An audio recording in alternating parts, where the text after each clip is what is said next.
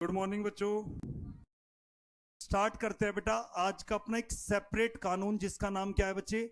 Cell of goods act 1930। ये कानून बेटा 1930 में बना था। और उस वक्त मुझे बताओ बेटा, क्या हमारा देश आजाद हो चुका था? क्या हमारा अपना संविधान था? तो ये ब्रिटिश इंडिया के टाइम का कानून है जिसका नाम क्या है बेटा? Sale of goods act. प्यार से इसे क्या भी बोल देते हैं बेटा इस कानून को? होगा क्या बोल देते हैं बेटा? Sale of goods. बेटा सबसे पहली बात, ये जो सेल्स ऑफ गुड्स एक्ट है ये डील करता है परचेज और सेल ऑफ गुड्स। किस पे डील करता है बेटा ये लो? सेल और परचेज। तो जो इसका सब्जेक्ट मैटर होगा बेटा, यहां पे भी कॉन्ट्रैक्ट है बेटा। यानी यहां पे कॉन्ट्रैक्ट किस चीज के लिए है बेटा? कॉन्ट्रैक्ट ऑफ सेल और परचेज ऑफ। रियल लाइफ में आप बेटा डेली कॉन्ट्रैक्ट ऑफ सेल बनाते हो। मुझे बताओ कितने बच्चे बेटा सब्जी मंडी जाते हो, सब्जी लेके आते हो या नहीं? फोन लेके आए हो दुकान से, कौन सा कॉन्ट्रैक्ट है बेटा? Contract of. तो रियल लाइफ में आज भी आपने कॉन्ट्रैक्ट ऑफ सेल बनाया होगा। कितने बच्चे मुझे बताओ बेटा दुकान पे आज गए थे सुबह सुबह, वे दूध गए थे तो आप क्या बना के आए उसके साथ? Contract of. क्या बनाया आपने बेटा? Contract of. और सेल में जो कॉन्ट्रैक्ट ऑफ सेल है बेटा, इसका सब्जेक्ट मैटर हमेशा क्या है? गुड्स। यानी आप किस चीज का कॉन्ट्रैक्ट करके आ रहे हो बेटा? गुड्स। मैं आपको सर्विस दे रहा हूं या गुड्स? तो इस कानून में क्या चीज कवर हो रही है बेटा? सब्जेक्ट मैटर क्या है इस कानून का जिसको लेके कॉन्ट्रैक्ट बनना है बेटा? सब्जेक्ट मैटर क्या है बच्चे? गुड्स। कॉन्ट्रैक्ट किस चीज को लेके है? Contract of sale, goods. तो यहां बीच में क्या लिखा है? Sale of. तो सबसे पहली बात बेटा, ये जो लॉ है सेल्स ऑफ गुड एक्ट, ये कभी किसका पार्ट हुआ करता था? Indian contract act 1872। पहले किसका पार्ट हुआ करता था? 1930 में एक सेपरेट कानून बना। लेकिन 1930 से पहले क्या आप सेल परचेज नहीं करते थे? तो गुड्स को जब आप सेल परचेज करते थे तो ये कानून किस में कवर था बेटा? पहले इंडियन कॉन्ट्रैक्ट एक्ट 1872। यानी 1930 से पहले अगर आप कोई गुड्स सेल और परचेज कर रहे हो तो किस कानून से गवर्न होते था? Indian contract. लेकिन बाद में क्या हुआ बेटा? इंडियन कॉन्ट्रैक्ट एक्ट में से बेटा ध्यान से सुनना, ड्यूरिंग द ईयर 1930, 1930 में क्या हुआ बेटा? जब बच्चे बड़े हो जाते हैं बेटा तो अलग हो जाते हैं माँ बाप से। तो मुझे बताओ सेल्स ऑफ गुड एक्ट का पापा कौन है? Indian contract act. और इंडियन कॉन्ट्रैक्ट एक्ट में भी पहले कौन से सेक्शन हुआ करते थे? सेक्शन 76 से लेके 123 के जो सेक्शन होते थे वो किसकी बात करते थे बेटा? Contract of sale and purchase of goods. लेकिन बाद में बेटा 1930 में इंडियन कॉन्ट्रैक्ट एक्ट से एक अलग कानून बनाया गया बेटा जिसका नाम क्या है? Sale of goods act 1930। तो मुझे बताओ सेल्स ऑफ गुड एक्ट का पापा कौन है? Indian contract act. बेटा इंडियन कॉन्ट्रैक्ट एक्ट के दो बच्चे हैं। कितने बच्चे हैं जो बड़े होके पापा से अलग हो गए? एक का नाम तो आज जान लिया आपने, सेल ऑफ गुड्स एक्ट। और दूसरे बच्चे का नाम है इंडियन पार्टनरशिप एक्ट 1930। तो ये जो पार्टनरशिप एक्ट है 1932 से पहले पार्टनरशिप के प्रोविजन भी किस कानून से गवर्न होते थे? Indian contract act. बाद में बेटा इंडियन कॉन्ट्रैक्ट एक्ट के दो बच्चे जो बड़े होके पापा से अलग हो गए। कौन कौन से दो बच्चे? Sales of good act 1930, partnership act 1930। यहां तक बताओ मुझे, क्लियर बेटा? अब बेटा ध्यान से सुनना मेरी बात। किसी भी कानून में कोई बच्चा बताएगा मुझे सेक्शन 1 किसकी बात करता है बेटा? सेक्शन 1। सेक्शन 1 बताता है बेटा सोर्ट, टाइटल, कमेंसमेंट, एप्लीकेबल। जब भी आप किसी भी कानून को पढ़ते हो, भारत में कई सौ कानून बने हुए हैं, सेक्शन 1 जिस भी कानून का पढ़ेंगे बेटा उसका नाम बताएगा। इस कानून का नाम क्या है? Short title. ये शॉर्ट टाइटल क्यों होता है सर? शॉर्ट टाइटल वर्ड क्यों है ये बेटा? कुछ बच्चों का नाम निकनेम होता है घर पे, कुछ का नहीं होता। ऐसे कितने बच्चे हैं जिनका घर पे निकनेम है? और किनका नहीं है? एक ही नाम है, होता है ना ऐसा। तो जैसे मुझे बताओ कंपनीज एक्ट 2013, इस बेचारे का कोई निकनेम है क्या?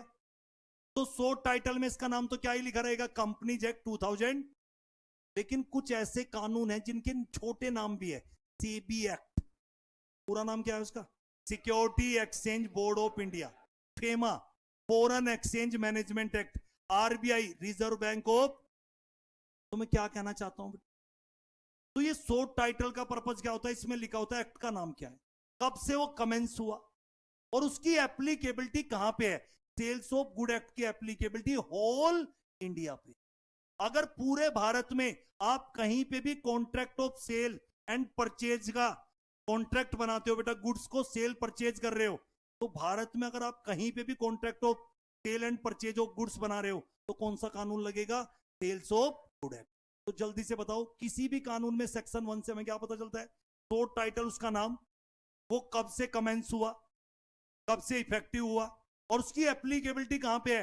Whole India. तो जल्दी से बताओ मुझे, सेल्स ऑफ गुड एक्ट की एप्लीकेबिलिटी कहां पे है? Whole India. पूरे भारत में अगर आप contract of sale and purchase of goods बनाते हो, तो कौन से कानून से गवर्न होगा? Sales of good act 90। फिर बेटा दूसरा क्वेश्चन आता है बच्चों का, किसी भी एक्ट में सेक्शन 2 हमें क्या बताता है बच्चे? सेक्शन 2 में होती है बेटा डेफिनेशन। सेक्शन 2 में क्या होती है बच्चे? किसी भी कानून का सेक्शन 2 हमें बताता है डेफिनेशन। किसी भी कानून का सेक्शन 2 क्या बताता है हमें? डेफिनेशन। बेटा ध्यान से सुनना, यहां पे डेफिनेशन ऐसे मिलेगी बेटा। बेटा सेक्शन 2 में क्या होती है बच्चों? डेफिनेशन। डेफिनेशन के बाद में जो वर्ड लिखा होता है, इसे कभी भी सब सेक्शन नहीं बोलते, इसको बोलते हैं क्लोज। यानी किसी भी कानून में जब आप सेक्शन 2 को देखते हो, तो उसमें क्या होती है? डेफिनेशन। और डेफिनेशन के बाद में जो वर्ड लिखा होता है उसे सब सेक्शन नहीं, उसे क्लोज बोलते। तो इसको हम क्या बोलेंगे? Section 2 close 1। और दूसरे को ऐसे ही क्या बोलेंगे? Section 2 close. और अगर ऐसा लिखा हो कोई सेक्शन 2 क्लोज, तो सेक्शन 2 में क्या होता है किसी भी कानून में? बेटा मैं फाउंडेशन लेवल पे क्या बोल रहा हूं, सेक्शन 2 में हमेशा डेफिनेशन, 95% सेक्शन 2 में ही डेफिनेशन होता है। लेकिन जब तुम इंटर में आ जाओगे, तब तुम्हें बताऊंगा कि मैंने फाउंडेशन में एक झूठ बोला था। फिर मैं तुम्हें ऐसे भी कुछ कानून बताऊंगा जहां सेक्शन 3 में डेफिनेशन। और जब तुम फाइनल में आ जाओगे, फिर मैं एक और झूठ बोलूंगा, एक ऐसा भी कानून है जहां सेक्शन 5 में डेफिनेशन। पर अभी आप कहां हो बेटा? फाउंडेशन। तो आज के सेंस में आपको क्या सोचना है? डेफिनेशन सिर्फ कौन से सेक्शन में होती है? सेक्शन। उम्र के साथ नॉलेज बढ़ती। सीधा ABCD सीखी थी ना बचपन में, अलजेब्रा लेके बैठ गए थे। चलो आगे, सेक्शन 3 बेटा, 1 हो गया, 2 हो गया, 3। बेटा सुनो, मुझे एक बात बताओ बेटा, जब बच्चे परेशान हो जाते हैं, बड़े होके पापा ने बच्चों को अलग तो कर दिया, लेकिन जब बच्चे परेशान होते हैं बेटा, किसके पास जाते हैं? अपने माँ बाप के। नहीं जाते तो जाना जिसने परेशान किया उससे। परेशान होके अब कहां जाओगे? मम्मी पापा के पास। और मम्मी पापा हमेशा एक्सेप्ट, उनका दिल बहुत बड़ा। तो मैं क्या कहना चाहता हूं सर, ये कहानी क्यों बताई आपने? एक बात बताओ बच्चे, मैं सेल्स ऑफ गुड एक्ट पढ़ रहा हूं, और पढ़ते समय किसी प्रोविजन में मुझे दिक्कत आई। आज भी मैं किस कानून की मदद ले सकता हूं? Indian contract act. लेकिन अगर सेल्स ऑफ गुड एक्ट में कोई प्रोविजन क्लियरली लिखा हुआ है, तो क्या मुझे इंडियन कॉन्ट्रैक्ट एक्ट में जाने की जरूरत है? तो क्या लिखा है बेटा? The provision of Indian contract act. जो इंडियन कॉन्ट्रैक्ट एक्ट के प्रोविजन है, वो आज भी किस पे एप्लीकेबल होते हैं? अगर आपने कोई कॉन्ट्रैक्ट बनाया for sale of, unless they are inconsistent with express provision of sale of. मतलब क्या? मैं सेल्स ऑफ गुड एक्ट पढ़ रहा हूं बच्चे, मुझे कोई प्रॉब्लम ही नहीं आ रही है, तो क्या मुझे पापा के पास जाना चाहिए? पापा कहेगा यार इतना बड़ा हो चुका है तू, अपनी प्रॉब्लम। लेकिन जब मैं सेल्स ऑफ गुड एक्ट पढ़ रहा हूं, मुझे पढ़ते समय बेटा कुछ दिक्कत आ रही है, कोई प्रोविजन का मीनिंग क्लियर नहीं है, तो आज भी मैं किस कानून की मदद ले सकता हूं? Indian contract act. तो इंडियन कॉन्ट्रैक्ट एक्ट आज भी किस पे एप्लीकेबल होता है बेटा? सेल्स ऑफ गुड एक्ट पे। लेकिन सिर्फ कौन से प्रोविजन? जो कॉन्ट्राडिक्ट। अगर इंडियन कॉन्ट्रैक्ट एक्ट और सेल्स ऑफ गुड एक्ट का कोई प्रोविजन आपस में कॉन्ट्राडिक्ट हो जाता है तो कौन प्रिवेल करेगा? हाँ भाई, अगर दोनों में प्रोविजन दे रखे और आपस में कॉन्ट्राडिक्टरी है तो किसकी बात मानोगे? Sales of. लेकिन अगर आप सेल्स ऑफ गुड एक्ट पढ़ते समय कोई प्रोविजन क्लियर ही नहीं है तो आज भी आप किसकी मदद ले सकते हो बेटा? Indian contract act 87। ये बात किसने बताई बेटा? सेक्शन। तो 1 ने हमें क्या सिखाया? सो टाइटल कमेंसमेंट एप्लीकेबल। सेक्शन 2 में क्या होती है? डेफिनेशन। और सेक्शन 3 क्या बोल रहा है? इंडियन कॉन्ट्रैक्ट एक्ट के provision contract of sale of goods पे भी एप्लीकेबल। ठीक है, एप्लीकेबिलिटी कहां पे है बेटा इसकी? अभी बताया मैंने। This act extend to effective date. ये कब से इफेक्टिव हुआ बेटा कानून? This act come into force from 1 July 1930 से बेटा ये क्या हुआ कानून? कब से बेटा? कोई तुमसे पूछे बेटा इफेक्टिव डेट क्या थी इस कानून की? कब से इफेक्टिव हो गया था ये कानून बेटा? 1 जुलाई 1900। क्लियर बच्चे? अब आते हैं बेटा आज के अपने पहले उस पे बेटा। सारे बच्चे ध्यान से समझेंगे। मैं सबसे पहले क्या बताने जा रहा हूं? पहला आज का question, what is contract of sale and essential element for contract of. सारे बच्चे माइंड सेट कर ले बेटा, जब भी मैं इस पूरे चैप्टर में contract of sale word use कर रहा हूं बेटा तो कॉन्ट्रैक्ट ऑफ सेल में 2 चीजें कवर हो। जब भी इस चैप्टर में मैं कॉन्ट्रैक्ट ऑफ सेल बोलता हूं, एक तो आपको क्या वर्ड यूज करना है? सेल। और एक क्या होता है बेटा? Agreement to sale. सारे बच्चों को अगर ये यहां पे डाउट रहेगा तो फिर पूरा चैप्टर डाउट में चलेगा। जब भी इस चैप्टर में मैं कॉन्ट्रैक्ट ऑफ सेल बोल रहा हूं बेटा तो किसकी बात करता है? सेल भी कवर होगी इसमें, एग्रीमेंट टू। सर दोनों में क्या फर्क है? सेल में बेटा 2 वर्ड और तुम्हें परेशान करेंगे इस चैप्टर में। एक वर्ड होगा पजेशन, क्या होगा बेटा? और एक क्या होगा बेटा?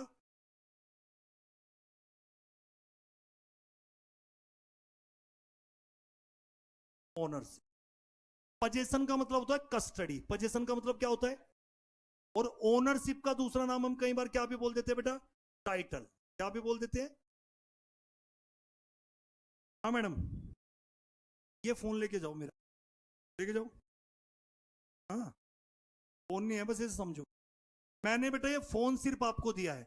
इस लड़की के पास ओनरशिप है या पोजीशन है? कस्टडी है। ठीक है बेटा, ध्यान से सुनना मेरी बात। यानी कॉन्ट्रैक्ट ऑफ सेल में होता क्या है बेटा? Contract of sale of goods is a contract where seller transfer. Seller क्या कर रहा है? या क्या कर रहा है बेटा? एग्री टू क्या बेटा? किस चीज को? प्रॉपर्टी। जब भी मैं इस पूरे चैप्टर में प्रॉपर्टी बोलूं इसका मतलब क्या है? ओनर। और ओनरशिप किसकी बेटा? गुड्स की। सेलर से किसके पास जाएगी?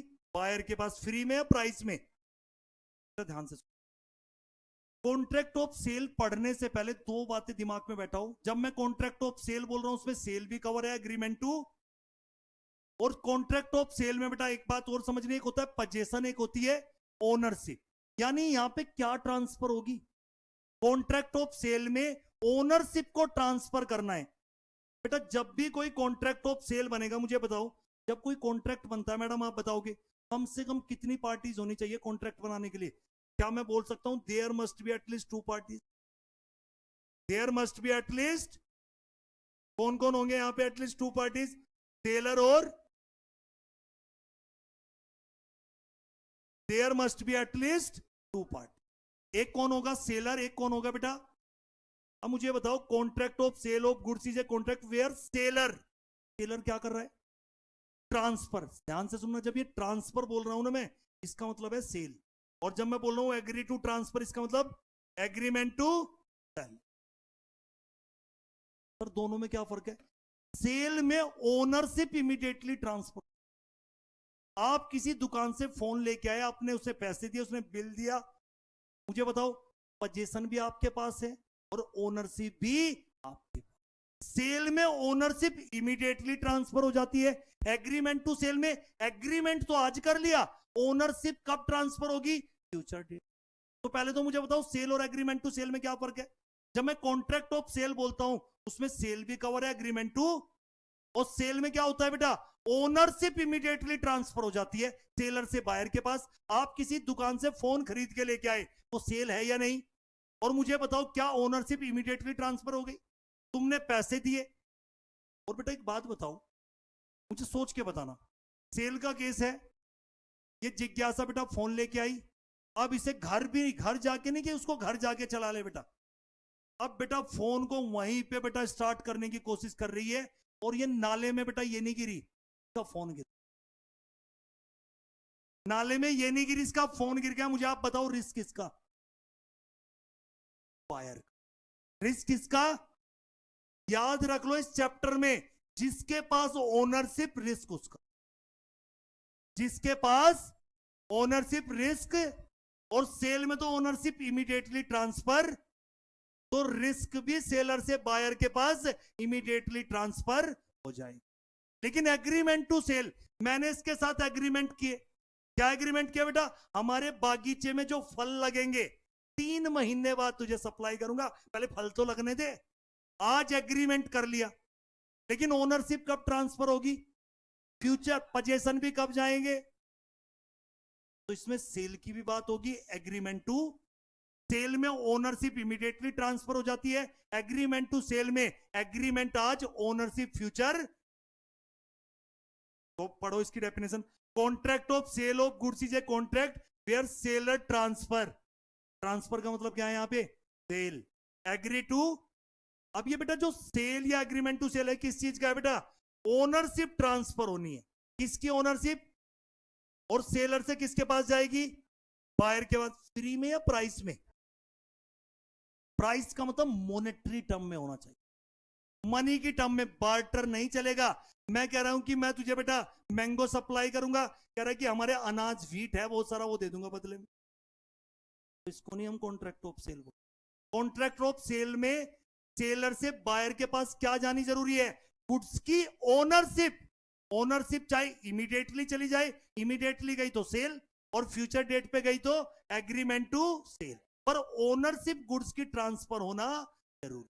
किससे किसके पास? सेलर से बायर। फ्री में या फॉर ए प्राइस?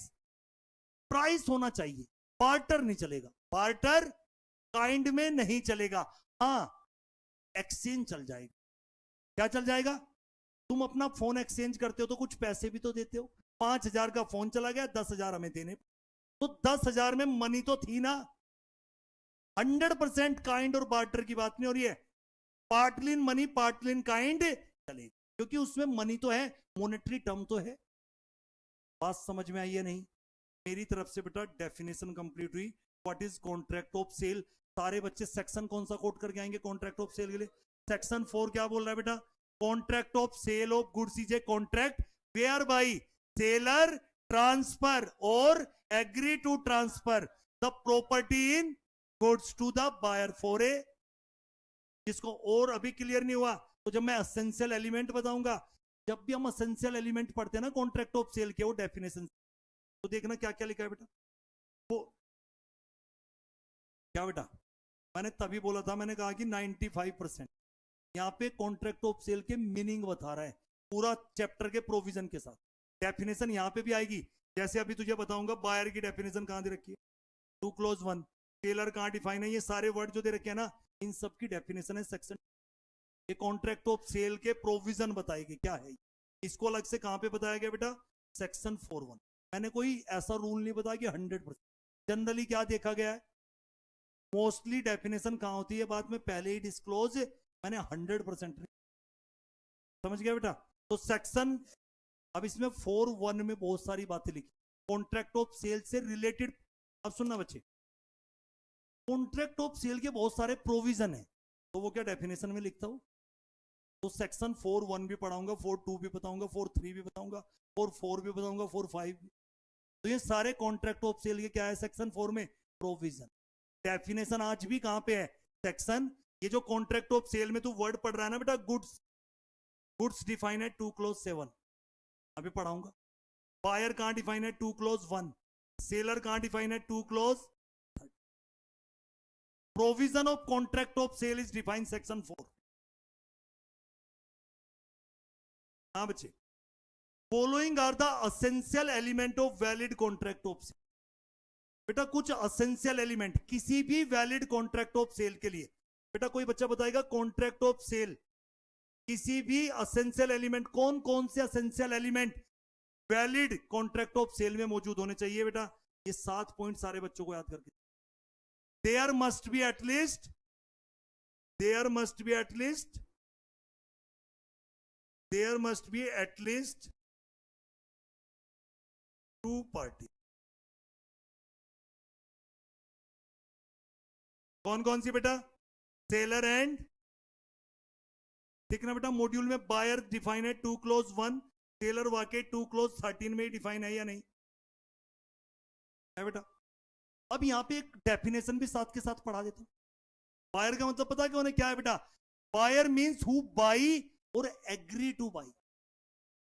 बायर का मतलब क्या है 2 क्लोज 1 में, बायर मींस हु बाई, जो गुड्स को बाई कर रहा है, या क्या हो गया बेटा, फ्यूचर में एग्री हो गया है बाई करने के लिए, उसको भी हम क्या बोलेंगे सेक्ट में, बायर। तो बायर का मतलब वो नहीं कि जो बाई कर रहा है, बायर मींस हु बाई और एग्री टू। तो 2 क्लोज 1 में यही लिखा हुआ है, ध्यान से देख मॉड्यूल में तुम्हारे। और 2 क्लोज 13 में क्या लिखा है, सेलर मींस हु सेल और एग्री टू। क्लियर बेटा। तो पहला एसेंशियल एलिमेंट क्या है, there must be at least 2 parties for a valid contract of sale, buyer and seller. Buyer meaning कहां डिफाइन है 2 क्लोज 1, सेलर कहां डिफाइन है 2 क्लोज 13। बायर का मतलब हु बाई और एग्री टू बाई, और सेलर मींस हु सेल और agree to. Subject matter, जो ये हमारा कॉन्ट्रैक्ट ऑफ सेल बना है बेटा, इसका सब्जेक्ट मैटर क्या है भैया, गुड्स की ही तो ओनरशिप ट्रांसफर करनी। तो सब्जेक्ट मैटर क्या है बेटा हमारा भैया, ये जो कॉन्ट्रैक्ट होता है कॉन्ट्रैक्ट ऑफ सेल, ये किसके लिए बन रहा है, गुड्स। आप सब्जी लेके आ रहे हो, गुड्स है या नहीं, अभी गुड्स का मतलब यहां पे क्या है, मूवेबल।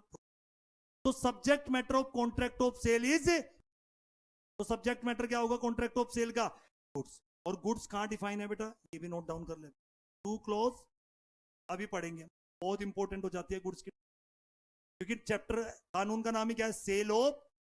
तो पहले गुड्स का मतलब भी तो पता होना चाहिए।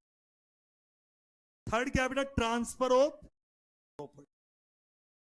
प्रॉपर्टी का मतलब ओनरशिप राइट का ट्रांसफर होना जरूरी, यानी कॉन्ट्रैक्ट ऑफ सेल में गुड्स की ओनरशिप का ट्रांसफर होना जरूरी है। या तो वो इमीडिएटली होगा, इमीडिएटली ओनरशिप ट्रांसफर हो रही है, सेल है, और फ्यूचर डेट पे ओनरशिप ट्रांसफर हो रही है, एग्रीमेंट टू। समझ आया नहीं, ठीक है बेटा। एब्सोल्यूट ओनरशिप, बेटा ध्यान से सुनना, यहां पे ना जनरल प्रॉपर्टी, सुनना बेटा, कि जनरल प्रॉपर्टी और स्पेशल प्रॉपर्टी क्या है। जब मैं यहां पे प्रॉपर्टी बोलता हूं लास्ट में बच्चे, जब भी इस चैप्टर में मैं प्रॉपर्टी बोलता हूं तो सारे बच्चों को क्या सोचना, ओनरशिप। और प्रॉपर्टी का मतलब भी कौन सी प्रॉपर्टी। अब बेटा स्पेशल और जनरल प्रॉपर्टी में क्या फर्क है। स्पेशल, देखो बेटा, मैंने कोई गुड्स आपके पास रखे गिरवी, आपके पास मैंने क्या रखे है बेटा, गुड्स आपकी पोजीशन में गुड्स है, ओनरशिप आपकी, ओनरशिप अभी भी, ओनरशिप अभी भी किसकी है बेटा, भले ही मेरे गुड्स आपकी पोजीशन में है बेटा, लेकिन क्या बेटा अभी भी ओनरशिप राइट किसके है बेटा, आपका। तो एक स्पेशल इंटरेस्ट है आपका, क्या है उसमें, कल अगर आपकी पेमेंट नहीं मिली, उस गुड्स से आप अपना पैसा रिकवर कर सकते हो, वो स्पेशल इंटरेस्ट है। क्या मुझे बताओ, क्या ओनरशिप आपकी हो गई, मेरे गुड्स आपके पास रखे हुए हैं बेटा गिरवी, आपका सिर्फ स्पेशल इंटरेस्ट है उस गुड्स पे, ना कि आपकी वो बेटा ओनरशिप राइट है। ओनरशिप राइट आज भी अरुण सर की है, मैंने आपके पास अपने गुड्स गिरवी रख रखे, अभी भी ओनरशिप राइट किसके है।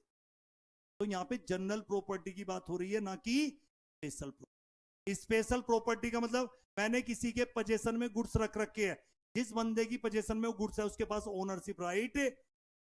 ओनरशिप राइट आज भी किसके पास है, हाँ बेटा। गुड्स की डिलीवरी कैसे होनी चाहिए, हाँ भाई, गुड्स की डिलीवरी कैसी होगी, इमीडिएट।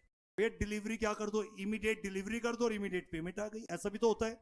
ये क्या भी हो सकता है, डिलीवरी क्या कर रहे हैं हम, गुड्स की इंस्टॉलमेंट में, एक इंस्टॉलमेंट सेकंड, उस तरीके से पेमेंट आ रही है। तीसरा एग्रीमेंट आज कर ली, डिलीवरी कब मिलेगी? तो डिलीवरी इमीडिएट भी हो सकती है, डिलीवरी इन और डिलीवरी एट ए प्राइस। ये जो बेटा कॉन्ट्रैक्ट ऑफ सेल आप बना रहे हो, जिसमें गुड्स की ओनरशिप ट्रांसफर हो रही है सेलर से बायर, फ्री में होनी चाहिए फॉर ए प्राइस।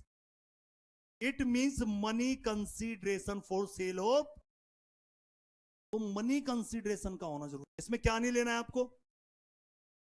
बार्टर यानी काइंड की बात नहीं हो रही है बेटा इसमें।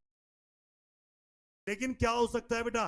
Partly in kind and partly in money. आप फोन एक्सचेंज करते हो बेटा, यहां पे मनी तो है, हमने ये नहीं कहा कि उतनी होनी चाहिए, मॉनेटरी टर्म में तो होनी। किसको नहीं लेना है बेटा? बार्टर को कवर नहीं। यानी जो मैं गुड्स डिलीवर कर रहा हूं, ऐसे नहीं मैंने आपको गुड्स दिए, आपने भी मुझे गुड्स दिए, फिर कॉन्ट्रैक्ट ऑफ सेल लेना। यानी सब चीज है बेटा, गुड्स की डिलीवरी भी हो रही है वन पर्सन टू अनदर, लेकिन क्या भी होना जरूरी है बेटा? For a price. और प्राइस का मतलब मॉनेटरी टर्म में होनी चाहिए, या तो पूरा का पूरा मनी की टर्म में हो, बार्टर नहीं चलेगा, काइंड में नहीं चलेगा, partly in kind partly in money चल जाए। फिर उसके बाद कॉन्ट्रैक्ट ऑफ सेल में भी, और जो कॉन्ट्रैक्ट ऑफ सेल है ये एब्सोल्यूट भी हो सकता है और कंडीशनल भी। कोई बच्चा बताएगा एब्सोल्यूट का मतलब क्या है और कंडीशनल का मतलब? तो ये वर्ड जरूर लिखा है, लेकिन ये किसको शो कर रहे हैं बेटा? सेल और एग्रीमेंट टू सेल। बेटा कॉन्ट्रैक्ट ऑफ सेल एब्सोल्यूट भी होगा विदाउट कोई कंडीशन। लेकिन कहीं एक बात बताओ भाई साहब, मैंने आपके साथ क्या किया बेटा? एग्रीमेंट की कि जो गुड्स है मैं आपको क्या करूंगा, 3 महीने के बाद सप्लाई, लेकिन हो सकता है मैंने कंडीशन लगा दी, उससे पहले तुझे मुझे कुछ टोकन मनी भेजनी पड़ेगी। तो ये क्या हो गया? कंडीशनल हो गया नहीं? तो मैं कह रहा हूं कि जो कॉन्ट्रैक्ट ऑफ सेल है वो एब्सोल्यूट भी हो सकता है, और ये एब्सोल्यूट किसको रिप्रेजेंट कर रहा है? सेल को। और कंडीशनल किसको रिप्रेजेंट कर रहा है? Agreement to.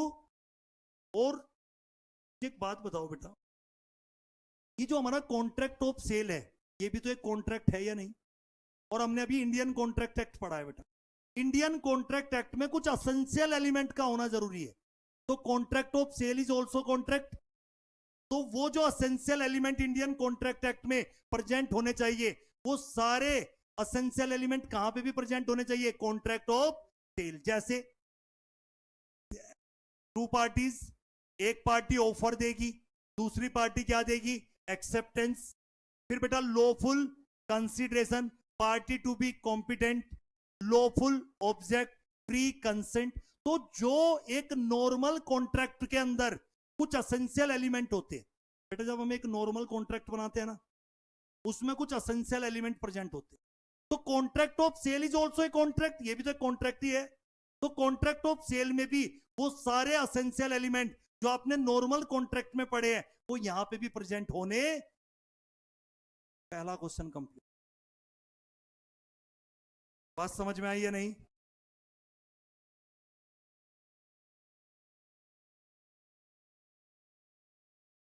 हाँ बच्चे, what is contract of sale and essential element of contract of sale, जो मैंने बेटा आपको क्वेश्चन दिया, इसमें कोई डाउट? बेस क्लियर हो गया तभी आगे चैप्टर समझ में आएगा। कौन कौन से वर्ड तुम्हें परेशान करेंगे? सेल और एग्रीमेंट टू सेल। जब भी मैं चैप्टर में कॉन्ट्रैक्ट ऑफ सेल बोलूं, आपको क्या समझना है? मैं सेल की भी बात कर रहा हूं, सिचुएशन देखनी। इमीडिएटली ओनरशिप ट्रांसफर हो, ये समझ जाना सेल है। फ्यूचर डेट पे है तो एग्रीमेंट टू। क्या वर्ड यूज करूंगा मैं? पोजेशन और ओनरशिप। यहां पे क्या वर्ड होगा ओनरशिप की जगह पे? प्रॉपर्टी। क्या बेटा गुड्स की ओनरशिप का ट्रांसफर होना जरूरी है या नहीं कॉन्ट्रैक्ट ऑफ सेल में? चाहे इमीडिएटली ट्रांसफर हो चाहे फ्यूचर डेट। इमीडिएटली ट्रांसफर हो रहा है सेल, फ्यूचर डेट में गुड्स की ओनरशिप ट्रांसफर हो रही है एग्रीमेंट टू।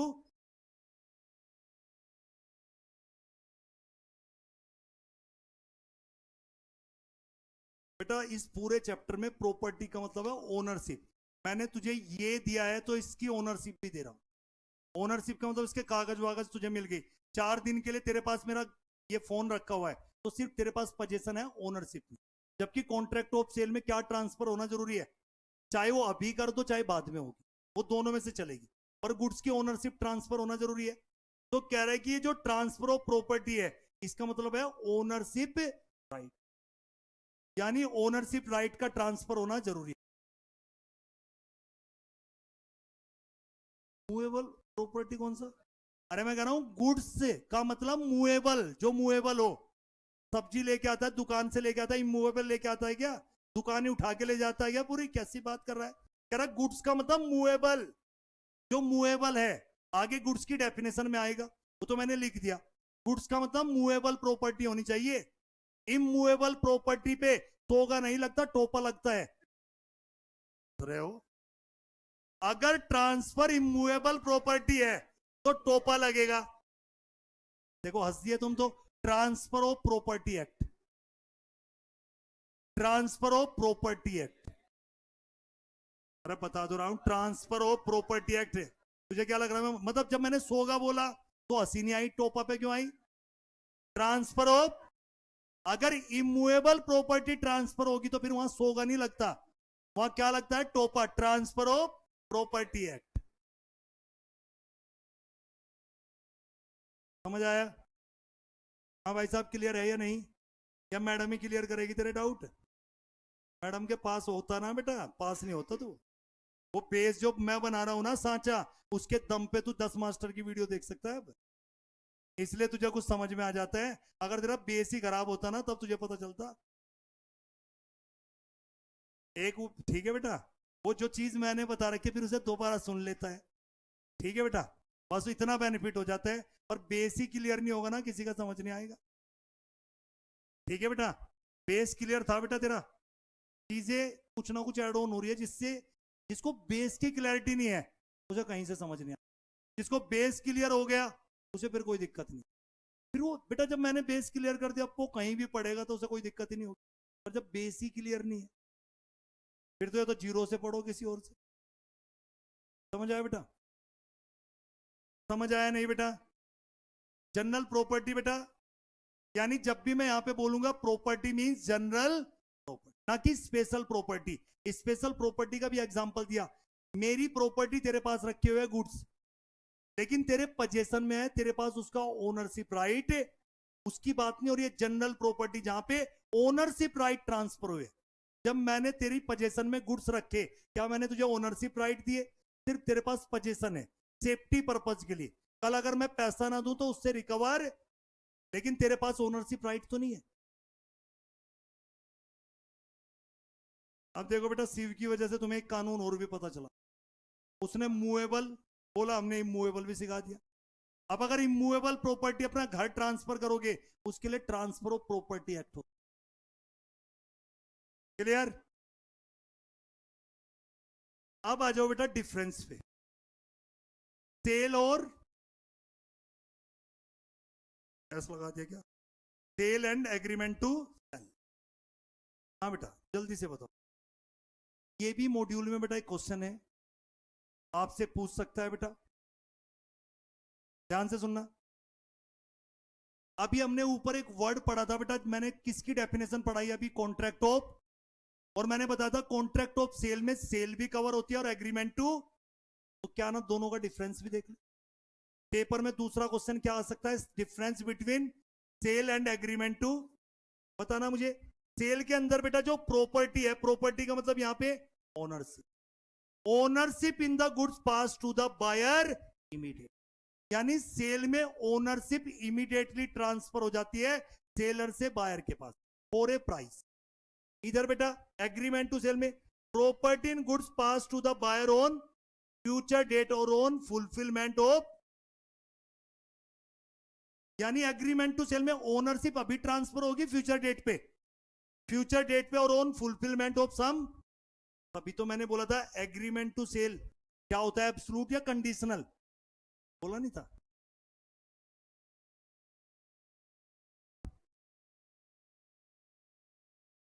ठीक है बेटा। नेचर ऑफ कॉन्ट्रैक्ट बेटा, ये जो सेल है इसका नेचर क्या है कॉन्ट्रैक्ट का बेटा? It is an executed contract. इसको हम क्या बोलते हैं? Executed contract. एग्जीक्यूटेड कॉन्ट्रैक्ट का मतलब जहां पे दोनों पार्टी ने अपनी ऑब्लिगेशन पूरा कर दी। भैया सेल में होता क्या है? तुम दुकान पे गए, तुमने 100 रुपए दिए, उसने सामान दिया, क्या दोनों पार्टी ने अपनी ऑब्लिगेशन पूरा कर दी? उसी कॉन्ट्रैक्ट को हम क्या बोलते हैं? Executed contract for which consideration has been. Consideration का मतलब होता है समथिंग इन रिटर्न। मैडम, मैंने आपको ये आईफोन दिया, तो आपको क्या मिला? आईफोन कंसीडरेशन में समथिंग, और मुझे क्या मिला? पैसा। तो कंसीडरेशन पेड हो चुका, दोनों पार्टी ने अपनी ऑब्लिगेशन पूरा कर दिए। जब दोनों पार्टी अपनी ऑब्लिगेशन पूरा कर दे उसी को बोलते हैं एग्जीक्यूटेड कॉन्ट्रैक्ट। ये क्या है बेटा? Contract which consideration is to be paid at. Executory का मतलब या तो एक पार्टी ने अभी ऑब्लिगेशन पूरा कर दी है, बाकी की ऑब्लिगेशन, या दोनों पार्टी ने एग्रीमेंट आज बनाया है, फ्यूचर में दोनों अपनी ऑब्लिगेशन पूरा करेंगे। एडवांस में बेटा तूने मुझे पैसे दे दिए, मैं गुड्स की डिलीवरी कब दूंगा? Future date. या दोनों के बीच में सिर्फ एग्रीमेंट हुआ है और क्या बोला गया बेटा? 2.5 महीने बाद तू पैसे भेज देना, मैं गुड्स भेजूंगा। एग्रीमेंट आज कर लिया, लेकिन पोजेशन ओनरशिप कब ट्रांसफर होगी? Future date. समझ आया नहीं? Remedy for breach. हाँ बेटा, क्या रेमेडी है? अगर बेटा सेल में ब्रीच कर दे कोई पार्टी, सेल के अंदर अगर ब्रीच ऑफ कॉन्ट्रैक्ट हो जाए बेटा, ब्रीच का मतलब वादा खिलाफी कर दी बायर सेलर में से किसी ने, तो क्या रेमेडी है? Seller can sue the buyer for the price of the. हाँ बेटा, seller can sue the buyer for the price of the goods. क्या मतलब है इसका? भैया सेल में ओनरशिप तो इमीडिएटली ट्रांसफर हो गई है, मैंने गुड्स की ओनरशिप ट्रांसफर कर दी, हो सकता है मैंने उधार दिया हो, तुम्हें तो फोन मिल गया, बिल मिल गया, तूने पैसे दिए थे मुझे अभी नहीं, तो सेलर स्यू कर सकता है बायर पे। किसके लिए बेटा? Price of the goods, because of passing of property. Ownership किसके पास जा चुकी है? तो जब बायर के पास ओनरशिप जा चुकी है तो सेलर के पास क्या राइट है बेटा? क्या रेमेडीज है? वो स्यू कर सकता है, केस कर सकता है। स्यू का मतलब केस कर सकता है, किसके लिए? अपने प्राइस ऑफ द गुड्स के लिए। अब कुछ बच्चे बोलेंगे केस क्यों करने की जरूरत पड़ रही है? अरे इसको आर्यन को मैंने फोन तो दे दिया था बेटा, उधार पैसे ही नहीं दे रहा है। अगर ये पैसे दे देते तो ब्रीच ऑफ कॉन्ट्रैक्ट कहां होता? ब्रीच ऑफ कॉन्ट्रैक्ट तो तभी है ना जब एक पार्टी ने कॉन्ट्रैक्ट का ब्रीच कर दिया। आर्यन ने बेटा क्या किया बेटा? यहां पे ब्रीच किया, तो सेलर के पास क्या राइट है? वो स्यू कर सकता है बेटा, किसके लिए? अपने गुड्स के प्राइस। हाँ बेटा, इससे क्यों पूछती है? मेरे से पूछ, उसे खुद नहीं पता कुछ बेटा। हाँ बेटा, उसे कुछ नहीं पता है बेटा, उसे पता होता तो वो कल टेस्ट नहीं देने आती। ठीक है बेटा, आप मेरे से पूछो।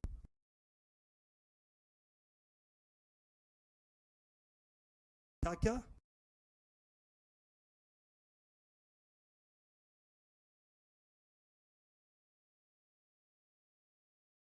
पैसे नहीं दोगे? Lets the buyer be aware. समझ गए? मतलब किसी दुकान पे जा रही है बेटा, खुद तो कुछ नहीं देखेगी, तूने तुझे एक्सपायरी डेट नहीं देखनी थी, आना तुझे है दही, और दुकानदार देख के देगा तुझे, पता चला दही खा के एक्सपायर हो गई, फिर क्या करेगी बेटा? मांग लेना कंपनसेशन। पर क्या भी ड्यूटी है बेटा, आगे पढ़ेगी इसी चैप्टर में बेटा। Lets the buyer be aware, doctrine of caveat emptor, सब आएगा, तो वो अभी से कैसे बता दूं बेटा? मुझे पता है तुमने थोड़ा सा पढ़ रखा है, तो उस थोड़े सी की वजह से मेरे कंसेप्ट मत बिगाड़ो। जब वे आएंगे तो वो बात करूंगा ना, अभी मेरा टॉपिक ही वो नहीं है। मैं सिंपल सी बात कह रहा हूं बेटा, बायर, सेलर ने बायर को गुड्स दे दिए, तुम ईप एंड बट क्यों? ईप एंड बट मिला रहा हूं क्या मैं इसमें कि ये हो जाए वो हो जाए? नॉर्मली बताओ, मैंने ओनरशिप आपको दे दी, तुम मुझे पैसा नहीं दे रहे हो, तो सेलर स्यू करेगा या नहीं? क्योंकि ओनरशिप जब तुम्हें दे चुका हूं तो मेरे पैसे दो। सिंपल सा इतना समझो, सीधा एक्सेप्शन पे नहीं जाते, पहले जनरल रूल पे जाते। कोई कंसेप्ट ही नहीं कह रहा है कि खराब दे दिया, मैंने खराब की बात की, खराब वाली बात पे फिर खराब वाले कंसेप्ट आएंगे। नेक्स्ट क्या बेटा? Remedies of breach. हाँ बेटा, एग्रीमेंट टू सेल में, हाँ भाई एग्रीमेंट टू सेल में बताओ क्या होगा? एग्रीव्ड पार्टी, अब यहां पे क्या बोला उसने? सेलर नहीं बोला, ध्यान से क्या बोला उसने? एग्रीव्ड पार्टी, और एग्रीव्ड पार्टी बायर भी हो सकता है और सेलर भी। एग्रीव्ड पार्टी लॉ में क्या होता है बेटा? जिसके साथ गलत हुआ है। एग्रीव्ड पार्टी का मतलब ना छेड़ो हमें, हम सताए, तो सताया हुआ बायर भी हो सकता है और सेलर भी। यहां पे उसने सीधा सीधा क्या लिखा? यहां एग्रीव्ड पार्टी नहीं लिखा, यहां पे क्या लिखा? एग्रीव्ड पार्टी, जब मैं एग्रीव्ड पार्टी बोल रहा हूं इसमें बायर भी और सेलर भी, तो एग्रीव्ड पार्टी क्या कर सकते हैं, can use for damages only. यहां पे क्या कर सकती है, केस जो करेगी बेटा किसके लिए, and not for the unless the price was payable at the mention. कोई बताएगा क्या मतलब है एग्रीमेंट टू सेल में, बेटा ध्यान से सुनो, ओनरशिप ट्रांसफर हुई थी क्या, एग्रीमेंट टू सेल में ओनरशिप ट्रांसफर। कल को भैया कोई नालायक था, बेटा ध्यान से सुन, तेरे साथ मैंने क्या एग्रीमेंट किया था, 4 महीने के बाद तुझे गुड सप्लाई करूंगा, ब्रीच कर दिया बेटा, किसी और को सप्लाई कर दी, पता चला इससे बात हुई थी 300 रुपए में, भाई साहब आ गया अमीर आदमी, कह रहा 1000 में तो हम ले लेंगे, कह रहा टेंशन क्यों ले रहा है, अभी कौन सा हमने सप्लाई कर दिए, ये ले तू।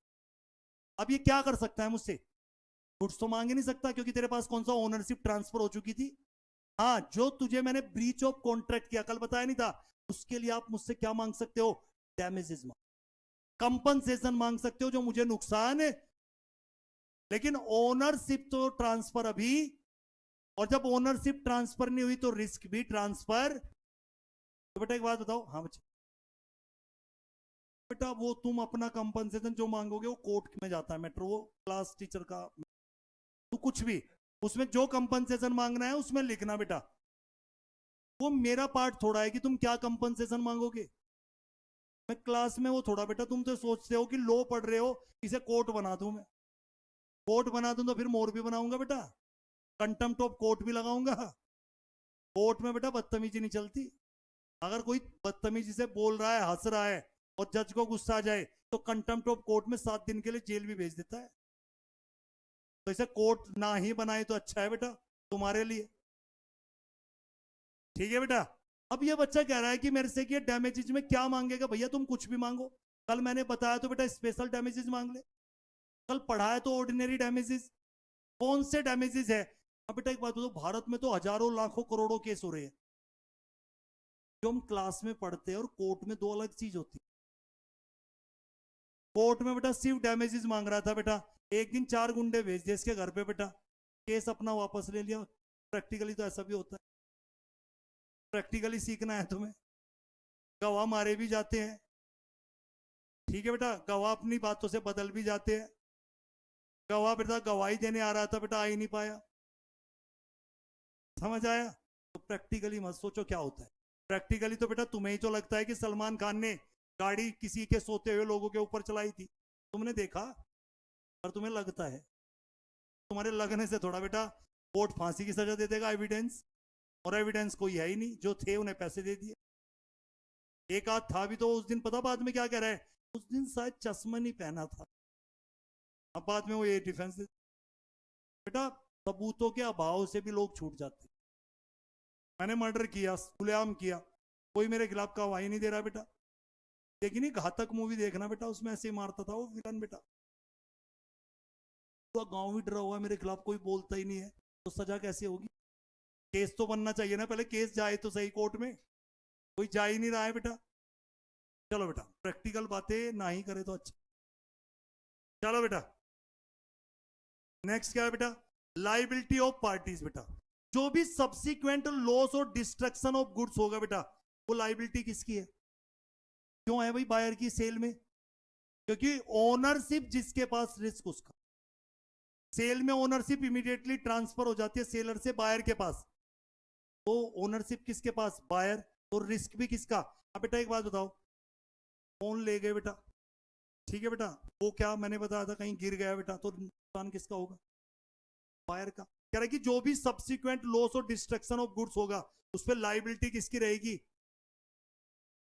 सुनना बेटा, लेकिन यहां पे एग्रीमेंट टू सेल में सच लॉस और डिस्ट्रक्शन इज लाइबिलिटी ऑफ, हाँ भाई एग्रीमेंट टू सेल में जो भी लॉस और डिस्ट्रक्शन गुड्स जो खराब हुए उस पर लाइबिलिटी किसकी है, सेलर की, क्यों, क्योंकि एग्रीमेंट टू सेल में ओनरशिप ट्रांसफर, किसी को कुछ ना समझ में आए तो इतना तो समझ लो, जिसके पास ओनरशिप रिस्क, जिसके पास ओनरशिप रिस्क और सेल में ओनरशिप इमीडिएटली ट्रांसफर हो जाती है तो रिस्क बायर का, तो वही बात आगे लिख रखिए बेटा, ये बर्गर नहीं है बायर होगा।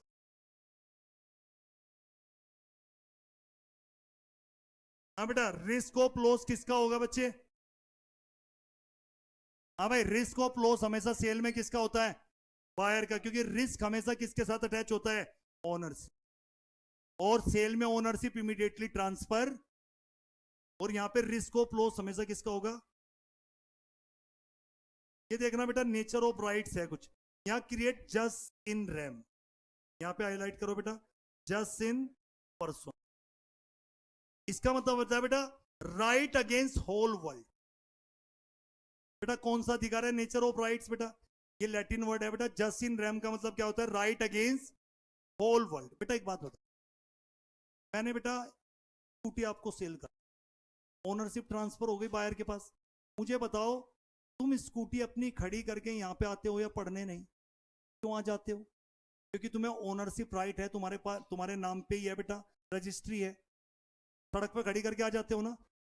तो अगर किसी ने भी तुम्हारी बेटा बाइक के साथ बेइज्जती की, बदतमीजी की उसकी, तो उस पर केस कर सकते हो नहीं, क्योंकि आपके पास क्या है बेटा? ओनरशिप। मुझे एक बात बताओ, चलो ये तो इमूवेबल प्रॉपर्टी का एग्जांपल है, एक बात बताओ, घर तुम्हारा ही है ना? ऐसा तो नहीं कभी देखा कि तुम गए हो किसी और के बच्चे खेल रहे हो वहां पे? तुम्हारा ही घर है ना बेटा, ओनरशिप राइट है ना तुम्हारे पास। तुम ही तय करोगे ना कि घर पे क्या होगा, घर के सामने कौन गाड़ी लगाएगा कौन नहीं। तुम्हारे घर के सामने कोई बेटा अपनी गाड़ी लगा रहा है, उसे रोक सकते हो या नहीं? तो मैं क्या कह रहा हूं बेटा, जस्ट इन रैम का मतलब होता है कि आपको सेल में कौन सा राइट मिलता है बेटा?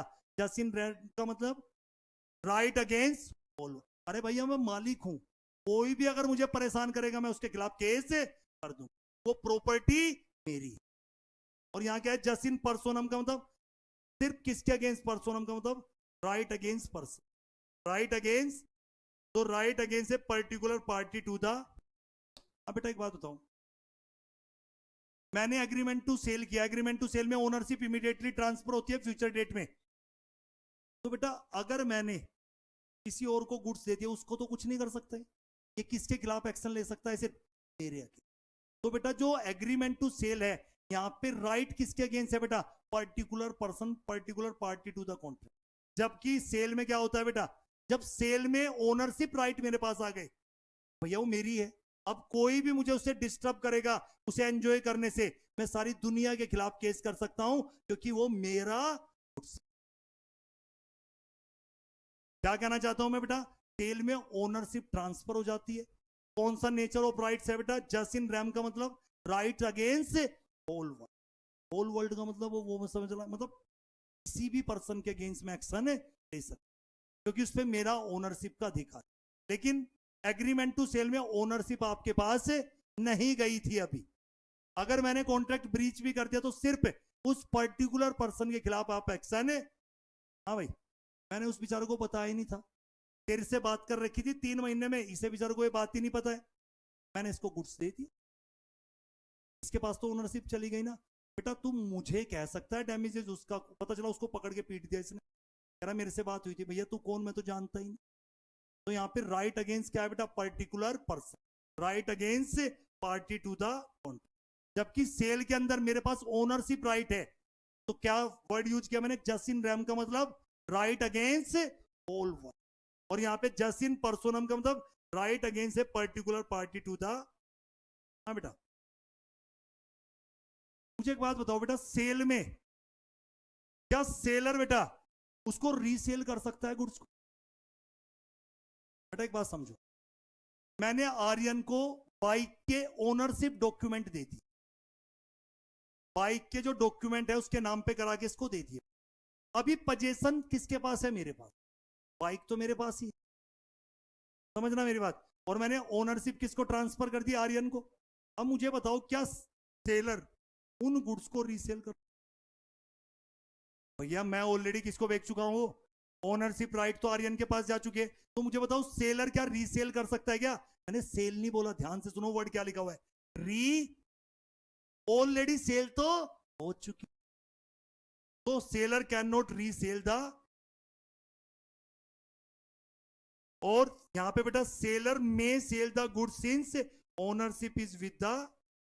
हाँ बेटा एग्रीमेंट टू सेल में ओनरशिप ट्रांसफर हुई थी क्या? एग्रीमेंट हुआ था, कोई और बंदा मिल गया मुझे, मैं क्या कर सकता हूं बेटा? उसे ओनरशिप राइट क्या कर सकता हूं? अभी भी गुड्स की ओनरशिप मेरे पास है, सेलर चाहे तो उन गुड्स को किसी और को सेल कर सकता, तो ब्रीच के लिए तू कंपनसेशन मांग सकता है, वो मिल जाएगा, सेल तो नहीं करने से रोक सकते।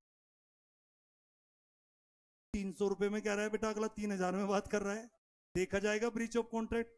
कोर्ट हमारी, जज हमारा, ठीक है बेटा। चलो बेटा, मुझे अभी बताओ बेटा कितने डिफरेंस आपको समझ में आए। सबसे पहला मुझे बताओ, सेल में ओनरशिप इमीडिएटली ट्रांसफर हो जाती, एग्रीमेंट टू सेल में ओनरशिप ट्रांसफर होती है फ्यूचर डेट में on fulfilment of some condition. बेटा नेचर ऑफ कॉन्ट्रैक्ट क्या होता है? सेल को हम बोलते हैं एग्जीक्यूटेड कॉन्ट्रैक्ट और एग्रीमेंट टू सेल को एग्जीक्यूटरी कॉन्ट्रैक्ट। तीसरा रेमेडी क्या है ब्रीच के लिए बेटा? सेलर स्यू कर सकता है बायर पे प्राइस ऑफ द गुड्स के लिए, और यहां पे एग्रीव पार्टी सिर्फ क्या मांग सकती है? Damages only, not for the price. Liability किसकी रहेगी? जो भी बाद में सब्सिक्वेंट लॉस हो जाता है, गुड्स खराब हो जाती है, तो लाइबिलिटी किसकी है बेटा? सेल में बायर की। और कोई सब्सिक्वेंट लॉस हो जाता है एग्रीमेंट टू सेल में, लाइबिलिटी किसकी है? सेलर। रिस्क हमेशा किसका रहेगा? जिसके पास ओनरशिप है। सेल में ओनरशिप इमीडिएटली ट्रांसफर हो जाती है बायर के पास, तो रिस्क किसका? बायर का। इधर बेटा रिस्क किसका रहेगा? सेलर का। या नेचर ऑफ राइट कौन सा है? Jus in rem. Jus in rem का मतलब राइट अगेंस्ट होल वर्ल्ड, और यहां पे जस्ट इन पर्सोनम का मतलब राइट अगेंस्ट पर्टिकुलर पर्सन। और राइट ऑफ सेल, सेलर क्या नहीं कर सकता? गुड्स को रीसेल, जबकि सेलर क्या कर सकता है? May sell the goods since ownership is with the, यहां पे ओनरशिप ऑलरेडी ट्रांसफर। क्लियर बेटा? अभी बेटा ये पॉइंट को बेटा, दो पॉइंट को, in case of insolvency of seller, और एक पॉइंट कौन सा है बेटा? बायर। इस पॉइंट को बेटा अगली क्लास में लेंगे दोनों, क्योंकि अगर ये दोनों पॉइंट मैंने करा दिए तो फिर अगला टॉपिक नहीं मेरा होने। तो फ्रेश माइंड से आओगे, इन दो को बेटा एक डिफरेंस में बताऊंगा बेटा। अगर सेलर इंसॉल्वेंट हो जाए, या दूसरा केस क्या बताऊंगा बेटा? बायर इंसॉल्वेंट हो जाए। तो अभी बस अगली क्लास के लिए दोनों होल्ड पे है, क्योंकि पता चला ये जो 6 डिफरेंस है ये भी खराब हो जाएंगे। अभी बेटा एक बार किस पे आओ?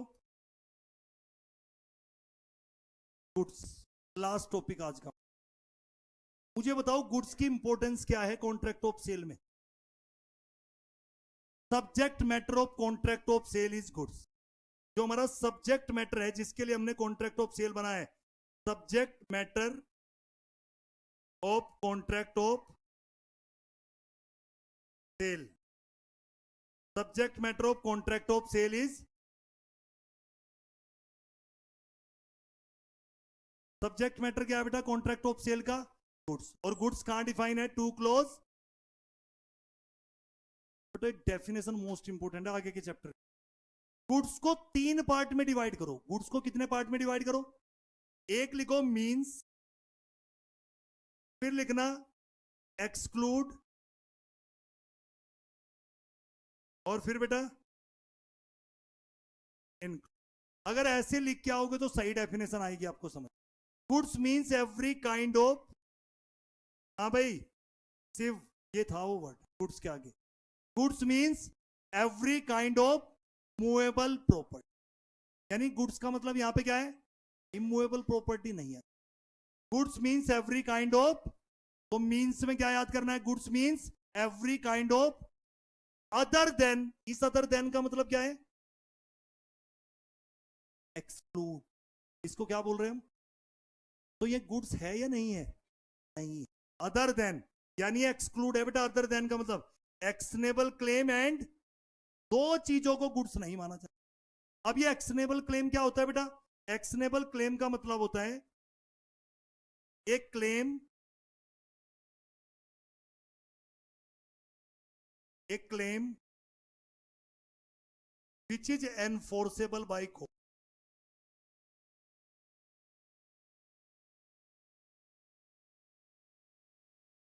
एक claim which is enforceable by, ऐसा क्लेम जिसको आप कोर्ट में जाके एनफोर्स कर सकते हो उसको हम क्या बोलते हैं? Actionable claim. एग्जांपल डेट, छाया ने मेरे पैसे नहीं दिए बेटा, इसको मैं एक्शनेबल क्लेम बोलूंगा। मैं इसको कोर्ट में जाके एनफोर्स कर सकता हूं, अपना डेट ले सकता हूं। तो एक्शनेबल क्लेम को हमने क्या बोला है बेटा? एक्शनेबल क्लेम को हम क्या नहीं मानेंगे यहां पे? गुड्स। और किसको भी नहीं मानेंगे बेटा? मनी को भी क्या नहीं मानेंगे बेटा? अब मैं नोट लेके किसी को कह रहा हूं गुड्स नहीं है, लेकिन ध्यान से सुनना बेटा, ध्यान से सुनना। दो पहले मैंने क्या बोला, goods means every kind of movable property. पहले तो मैंने सीधा सीधा बोल दिया every kind of movable property goods, पर अदर देन दो चीजों को लॉ मेकर ने बाहर किया। किसको? Actionable claim. और एक्शनेबल क्लेम का मतलब एक claim which is enforceable by, ऐसा क्लेम जिसको आप कोर्ट में एनफोर्स कर सकते हो, कोर्ट में ले जा सकते हो, अपना क्लेम मांग सकते हो, उसको बोलते हैं एक्शनेबल। तो एक्शनेबल क्लेम को क्या नहीं मानना है बेटा? गुड्स। और किसको भी नहीं मानना है गुड्स बेटा? बेटा ध्यान से, अगर कभी कंफ्यूज हो पेपर में, वैसे तो मनी बेटा गुड्स नहीं है, लेकिन मनी में एक दो चीजें ऐसी होती है जहां पेपर में कंफ्यूज कर सकते। एक फॉर्मूला लगाना मनी को लेके, अगर कभी कंफ्यूज हो, अगर कोई चीज मूवेबल प्लस मार्केटेबल है, अगर कोई चीज मूवेबल प्लस वो गुड्स है। अगर मैं 100 के नोट को बोलूं मनी है क्या? लेकिन छाया अपने भैया की शादी में माला लेने गई, किसकी बेटा? पैसों की माला नहीं होती बेटा जो दूल्हे को पहनाई जाती। मुझे एक बात बताओ, दूल्हे का सेहरा, दिमाग लगाना बेटा, खाली मनी की बात करूं तो मनी गुड्स, लेकिन जब आप दुकान पे जाते हो वो माला लेने के लिए बेटा पैसे वाली, मुझे एक फॉर्मूला लगाओ कि दोनों चीजें लग रही है नहीं, मूवेबल प्लस मार्केटेबल, वो गुड। आर्यन बेटा बाबा आदम के जमाने के सिक्के ढूंढ रहा है, किसी से लेके आया, कह रहा सिक्के तो दे दूंगा पर 500 रुपए में मिलेंगे, मूवेबल भी है प्लस, तो कुछ रेयर कॉइन्स होते हैं बेटा। वैसे बात समझ में आई या नहीं? सीधा सीधा मनी को, वैसे तो मनी को मैंने क्या कर दिया बेटा? एक्सक्लूड। फिर भी कौन सा फॉर्मूला लगा के देख सकते हो बेटा? अगर कोई चीज मूवेबल है प्लस, तो वो गुड्स है, जिसकी मार्केट वैल्यू है, मार्केट में बिकता है, उसे खरीदते हैं, सिक्के मिलते हैं पुराने सिक्के पैसे देके, तो मूवेबल है या नहीं? और मार्केटेबल है या नहीं? नोटों की माला लेने गया तू, अब ऐसा तो नहीं बेटा 10 रुपए देके 10 रुपए खरीदने जाता होगा तू, लेकिन माला तो लेने जा सकता है ना, तो वो भी तो मनी है, और वो मूवेबल भी है प्लस वो क्या भी है बेटा? अगर 1000 की माला है तो 1000 में थोड़ा मिलेगी, 200 रुपए तो वो भी लेगा बनाने के उसके, तो मार्केटेबल है या नहीं? ये मैंने एक फॉर्मूला बताया, अगर कभी कंफ्यूज हो जाओ गुड्स चेक कर। एक्शनेबल क्लेम बताया तो किसी पे अगर मेरा पैसा है, मैं कह रहा हूं कि ऊपर क्या लिखा, एक claim which is enforceable by court, ऐसा क्लेम जो आप कोर्ट में एनफोर्स करके, इन नेपाल वाले बच्चों ने मेरा पैसा लेके नहीं दिया, तो ये क्या है बेटा? एक्शनेबल क्लेम, जिसको मैं कोर्ट में जाके एनफोर्स करा सकता हूं अपना पैसा।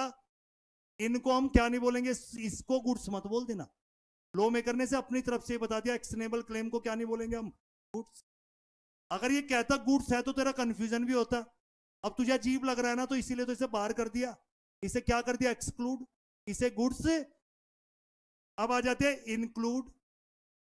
अब किस पे आ जाओ बेटा? तीसरा पॉइंट, पहले हमने पढ़ा मींस, फिर पढ़ा एक्सक्लूड, अब क्या पढ़ रहे हैं? हाँ भाई, stock and share. Stock and share क्या है बेटा? ये भी गुड्स है क्योंकि मूवेबल है। ग्रोइंग क्रॉप्स, हाँ भाई, शेयर का नेचर ही बेटा कंपनीज एक्ट भी बोलता है nature of share is movable property, public company के शेयर इजीली ट्रांसफर हो जाते हैं नहीं? तो शेयर, ग्रोइंग क्रॉप्स, ये कौन बताएगा? फसल बेटा, काट के बेटा, अनाज है बेटा, चावल है, इनकी फसल उगती है बेटा, काट के ही तो करते होंगे, मूवेबल है या नहीं? ये यहीं आते हैं बेटा, वही आप यहां से काट के बेटा तब भेजते हो ना उसे, तो कह रहे कि ग्रोइंग क्रॉप्स, ग्रास, हाँ भाई मूवेबल है या नहीं? जो गांव से है बेटा वो समझ जाएगा। घास भी खरीदा जाता है बेटा, जिनके जानवर है। एंड थिंग्स अटैच टू और forming part of the land, इसका मतलब क्या है बेटा? कोई भी चीज जो किससे अटैच है, फॉर्मिंग पार्ट ऑफ, बेटा एक बात बताओ, ट्री, हाँ भाई पेड़ लगा हुआ है, जब आम की बात हुई थी, इससे बेटा आम सप्लाई करूंगा, तुझे पेड़ ही काट के दूंगा, पेड़ पे से फल तोड़ के, तो पेड़ भी तो अटैच है ना बेटा, उसी पेड़ पे जो फल लगेंगे वही तो तुझे मिलने वाले थे, तो ट्री भी क्या है बेटा? कह रहा है कि कोई भी थिंग्स अटैच टू और forming part of which are agree to be, जिसको बेटा सीवर्ड बिफोर सेल और अंडर कॉन्ट्रैक्ट ऑफ बेटा एक बात बताओ, पेड़ लगे हुए हैं, मुझे बताओ तुम्हारे यहाँ बेड बनता है, सोफा बनता है, बिना लकड़ियों के बन जाता है क्या? तो तुमने कहा ये 4 पेड़ काट के हमें ये चाहिए, इससे क्या बनाना है बेटा? अपना फर्नीचर का सामान बनना है। तो अगर आपने एग्रीमेंट किया है बेटा, तो पेड़ को कट करके ही तो बेचा जाता है उन्हें। मार्केट में जो तुम्हारे सोफे बेड बन रहे हैं, कैसे बन रहे हैं? पेड़ से ही तो बन रहे हैं। और पेड़ कहाँ अटैच है बेटा? जमीन से है या नहीं? और इनको अलग किया जा सकता है या नहीं? आम का पेड़ लगा हुआ है, उस पर ही तो फल लगे हुए हैं, उसी का ही तो एग्रीमेंट किया था बेटा, आपको सप्लाई करेंगे। तो जल्दी से बताओ, इसे तोड़ो पहले तो। Goods means every kind of movable other than and money. दो चीजों को बाहर करो। इंक्लूड किसको कर दो? Stock and share, growing crops, grass, या कोई भी थिंग्स अटैच टू और forming part of land which are agree, जिसे हम एग्री हो गए अलग करने के लिए। कब? या तो सेल से पहले या अंडर। और जब मैं कॉन्ट्रैक्ट ऑफ सेल बोलता हूं, उसमें सेल भी आ जाती है और क्या भी आ जाती है? Agreement to. कोई मॉड्यूल लेके आया बेटा? जाना बेटा। गुड्स की सबसे पहली बात बेटा, किसी भी कॉन्ट्रैक्ट ऑफ सेल का सब्जेक्ट मैटर ही क्या होता है? गुड्स। तो गुड्स कहां डिफाइन है? 2 क्लॉज 7, 3 पार्ट में डिवाइड करना। Goods means every kind of movable property other than actionable, claim and money. Include क्या कर देना? Stock and share, growing crops, grass and things attach to और फॉर्मिंग पार्ट ऑफ लैंड, जिसको आप अलग कर सकते हो बिफोर सेल और अंडर कॉन्ट्रैक्ट ऑफ। लेकिन कुछ और चीजों को भी बेटा इंक्लूड किया गया, जैसे टेंजिबल गुड्स और intangible, like goodwill, copyright, patent, trademark. इनको भी किसकी डेफिनेशन में कवर किया गया? मुझे एक बात बताओ, इलेक्ट्रिसिटी, गैस और वाटर बेटा गुड्स है या नहीं? अरे नालायक को, बिस्लेरी की बोतल नहीं लेके आते, मूवेबल प्लस मार्केटेबल। हाँ भाई, ये लड़की कह रही है सर इलेक्ट्रिसिटी कैसे होगा? तार पे हाथ लगाना, मूव होता है वो, मूवेबल है। अगर लगता है बेटा वो मूवेबल नहीं है, करंट उसमें से ट्रांसफर हो रहा होता ना। ठीक है बेटा। और कोई कह रहा है गैस बेटा, पाइपलाइन नहीं जाती बेटा। क्या क्या चीज? तेरे बेटा, तेरे यहाँ पे भी सिलेंडर ही चल रहा है, लोगों के यहाँ पे पाइप से भी गैस पहुंच गई तो मूव कर रही है वो। ठीक है, समझ गया। अरे गैस पाइपलाइन से जा रही है बेटा, दिल्ली में तो बहुत जगह पहुंच भी गई है, मूवेबल नहीं है। मेरे यहाँ कनेक्शन लग गया, अगले 1 महीने में आ जाएगी। लग चुका है, वो भी लग गया है, बस वहां तक पहुंचनी बाकी है सब चीज। लक्ष्मी नगर की बात कर रहा हूं मैं।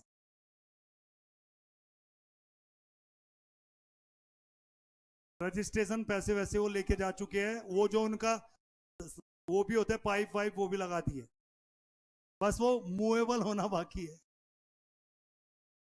ठीक है,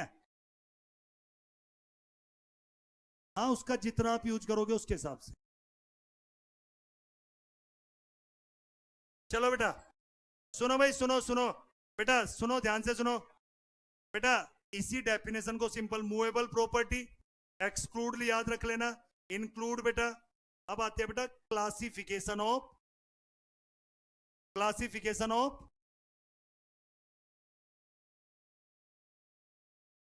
आज के लिए इतना ही काफी।